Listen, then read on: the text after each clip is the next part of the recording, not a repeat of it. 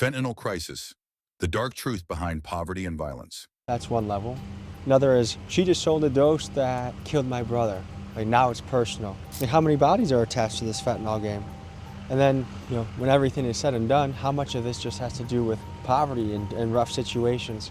We were at a Texas prison recently, and not one of those guys came from an upper middle class home with two parents in the household. Like, show of hands, who would say they grew up in poverty? Show of hands, how many of you had your father in your life growing up as a kid? How many of you didn't?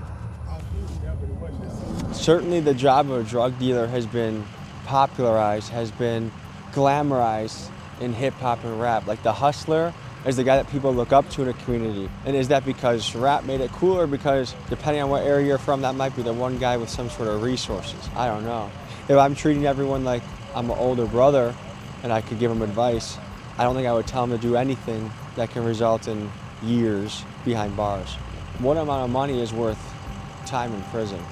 Like, even if someone said, I'll give you $1 million, but you gotta go away for 10 years.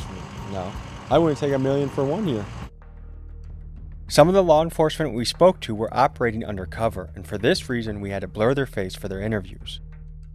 For the average guy in the streets out there, can you remind them how much of a bad idea having a switch on you is? Turns it into an automatic pistol, which is an ATF violation, which is a federal crime. And once we do our job, what the actual prosecutors do with it